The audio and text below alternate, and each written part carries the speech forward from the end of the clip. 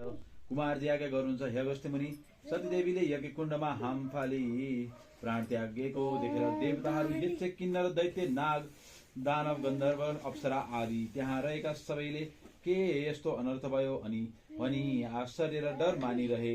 त्यस बेला अकस्मात धुलो उडी 10 दिशा ढाकिदिँदा अन्धकार भयो। वायु पनि विपरीत भएर बहन लाग्यो। जल नभएको मेघ पनि डरलाग्दो गरेर गर्जना लाग्यो। सबै देवताका आँखामा धुलो भरिएर नदेख्ने हुँदा भूमिमा घोप्टो परे। कसैलाई हावाले उडाइ लग्यो, कति रुन कराउन लागे, कति आफ्नो बचाउ गर्न लागे र भागे, कति स्वास्नी छोराछोरी स्याहार गर्नतिर लागे।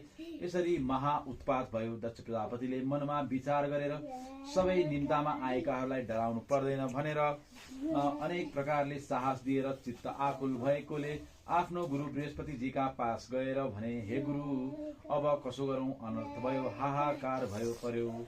त्यसै बेला नारद ऋषि सती देवीले प्राण छाडेका बेलादेखि देवताहरूमा हाहाकार भएसम्मको सकल समाचार लिएर कैलाश पर्वतमा पुगी महादेवका चरणमा दण्डवत गरेर विन्ती गरे, हे ईश्वर, तपाईकी प्राण प्यारी सतीदेवीले प्राण त्याग गरिन् किनभने, हे शशिशेखर, हे वृषभध्वज, हे करुणामय, हे पिनाकपाणी, पापिष्ट दक्ष प्रजापतिले हजुरको नाना तरले निन्दा गरी अनेक तरका हेलाले भरिएको त्यो हो।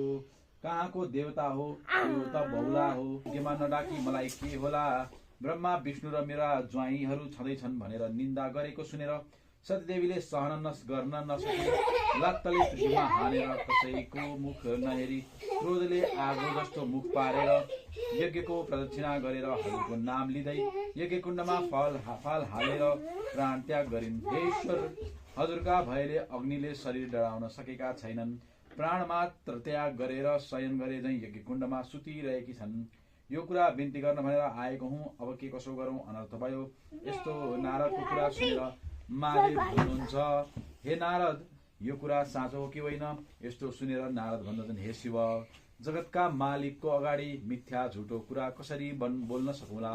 ध्यान दृष्टिले हेर्नु भए अवश्य विश्वास गर्ला। यस्तो नारदको कुरा सुनेपछि क्रोध गरेर तिनै आँखाबाट आगोको ज्वाला निकालेर दारा खिड्दै रिसले दुवै हात मुठी पारी नारदको अगाडि भन्नुभयो, हे नारद, 33 कोटी देवताले रक्षा गरी राखेको त्यस पापिष्ट दुष्ट दक्षको निर्मूल गरेर छाड्ने छु। अब तिमी आफ्नो आश्रममा जाऊ। तब नारद ऋषि महादेवलाई दण्डवत गरेर आफ्नो लोकतर्फ लागे। नारद गएपछि महादेवले आफ्नी प्यारी सतीदेवीलाई सम्झी अत्यन्त